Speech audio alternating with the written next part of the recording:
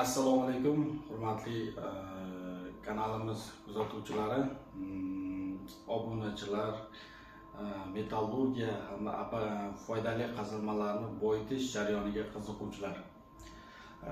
Bir tinglovchimiz tomonidan savol berilgandi. O'sha Vels pechi, ya'ni Vels ruh metallurgiyasi, Vels pechi bo'yicha ma'lumot bering. Velsash bo'yicha ma'lumot darslik qiling deb aytib o'tgandi. Qisqacha bugun biz metallurgiyasidan lirik chekinib ruh metallurgiyasiga yuzlanamiz. Ruh metallurgiyasida ruhning asosiy minerali o'sha spallerit, ya'ni ruh sulfid asosiy mineral hisoblanadi. Ruh asosan polimetal rudalar tarkibida uchraydi, ya'ni ruh rudasining tarkibida qo'rg'osh, mis minerallari uchraydi. O'shaning uchun ruh metallurgiyasida o'sha ruhni boyitish juda qiyin texnologik jarayonlarni o'z ichiga oladi. Ya'ni polimetal rudalarning tarkibidan ruhni alohida, misni alohida, qo'rg'oshni alohida kollektivni, selektivni flotatsiya qilib ajratib oladi. Ajratib olindi deb hisoblaymiz. Ruh konsentrati olindi, 60% ruh konsentrati ruh eritish zavodiga olib kelindi, 60%. Ruh sulfidi oltin gugurt bilan birikkan holatda bo'ladi. Bu ruh sulfidining tarkibidan ruhni ajratib olish uchun biz perimetallurgik hamda gidrometallurgik usullardan foydalansak bo'ladi ruh metallurgiyasida. Sababi avval sulfid holatdagi ruhni oksid holatga o'tkazib olishimiz kerak. Bunda o'sha ruh sulfidi o'sha kuydiruvchi pechlar yordamida yuqori temperaturada kislorodda berish natijasida ruh sulfid holatdan oksid holatga o'tadi hamda atmosferaga oltin gugurt 4 oksidi ajralib chiqib ketadi. Maxsus kotel utilizator, maxsus filtrlovchi uskunalar yordamida SO2 gazni ajratib olib, sulfat kislotani ishlab chiqarsa bo'ladi. Hosil bo'lgan ruh birikmasi oksid holatda bo'ladi, agarak deyiladi. Kuyindisi oksid holatga o'tkazilib olindi. O'tkazib olingan ruh oksidini tarkibidan ruhni ajratib olish uchun biz uni eritmaga o'tkazib olishimiz kerak. Eritmaga o'tkazib olishimiz uchun ruh oksidi yaxshi eriydigan sulfat kislota bor. Bu sulfat kislota. Sulfat kislotada ruh sulfidi agarigini, ruh oksid agarigini eritib olamiz. Eritib olganimizdan keyin mana ko'rinib turibdi, ruh eritma holatiga, ya'ni ruh sulfat holatiga o'tyapti.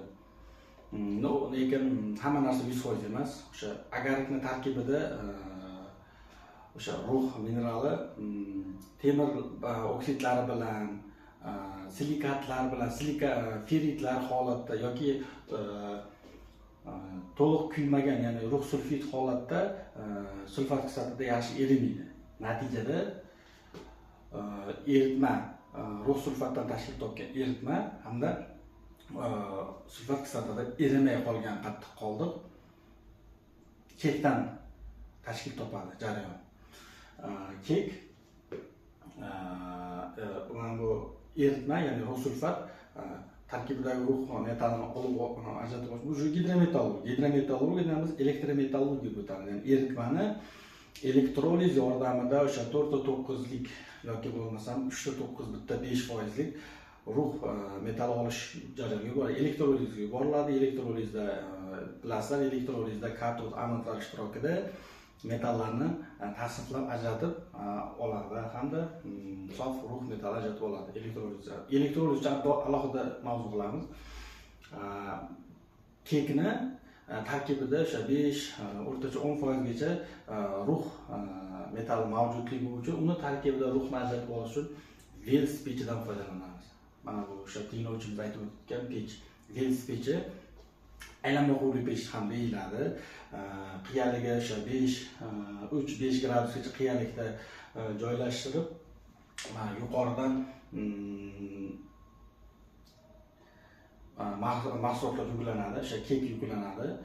Vels pechining umumiy maqsadi o'sha erimay qolgan qoldiq kek tarkibidagi ruhni o'sha uchirma holatda, vazgon holatda ajratib olish.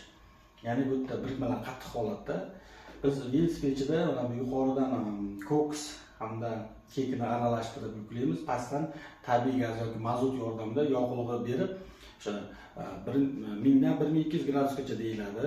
Lekin o'sha 900 gradusda ruh yaxshi uchirma gaz holatiga o'tmaydi, vazgon holatiga o'tmaydi.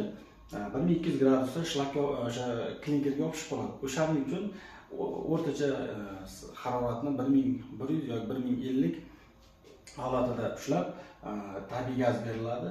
Natijada mana bu kek bilan qo'shilgan koks qaytarilish reaksiyasini tashkil qiladi. Ya'ni o'sha ruhni tarkibidagi kislorodni o'ziga biriktirib oladi. Natijada o'sha 1000 gradus temperaturada ruh uchuvchi holatga ega bo'ladi. O'zi 900 gradusdan ko'tarilgan sayin ruh uchish holatini o'zida namoyon qiladi, uchadi. Ya'ni vazgon hosil bo'ladi. Uchadi, gaz holati uchib ko'tariladi hamda maxsus sovutish gazlarni sovutish uskunasida sovutganimizda o'sha gaz uchish holatidagi ruh havodagi kislorod bilan birikib oksid holatda qattiq moddaga aylanadi. Uje kek tarkibidagi ruhni biz uchirma holatiga o'tkazib, kislorod bilan biriktirib, yana alohida qattiq ruh oksidi holatiga ajratib olyapmiz. Ajratib olingan ruh oksidi yana o'sha gidrometallurgik, ya'ni sulfat kislota erish jarayoniga yuboriladi. Va o'sha eritmaga o'tkazib, elektroliz yana o'sha 4.9 yoki 3.9 bitta 5% ruh metalliga o'tib ketadi. Kekni tarkibida o'sha ruh bilan qo'shilib qo'rg'osh, kadmiy metallar ham o'tib qoladi. Qo'rg'osh ruhga nisbatan o'sha kadmiyni ham uchish xossasi yuqori. Qo'rg'oshniki kamroq, uni temperaturasi yuqori. Uchib ketgan gazlar tarkibidan uchirma holatda gaz metallar ajratib olinadi va qolgan qoldiq klinker deyiladi. Bu klinkerning tarkibida temir, silikat hamda oltin, kumush, ya'ni qimmatbaho metallardan tashkil topgan elementlar mavjud. Bu klinkerni yana alohida tarkibidan foydali komponentlar ajratib olish texnologiyasi mavjud.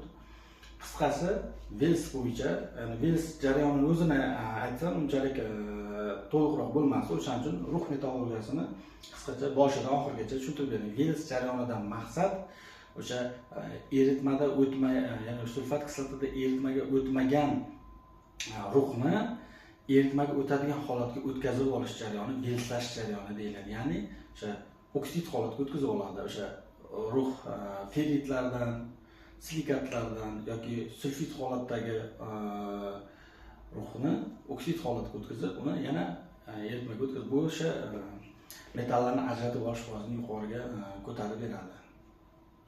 Bugungi mavzumiz qisqacha ruh metallurgiyasi haqida, ya'ni asosan velslash jarayoni haqida edi. Sizlarga qanday mavzu qiziq, o'qiyotgan yoki ishlayotgan joyda qanday muammoli vaziyatlar bor, qanday savolli vaziyatlarga uchrayapsiz, o'shalar bo'yicha kommentariy yozsangiz, o'sha siz bergan savol bo'yicha umumiy video ma'lumot tayyorlab joylayman. E'tiborlaringiz uchun rahmat, salomat bo'linglar.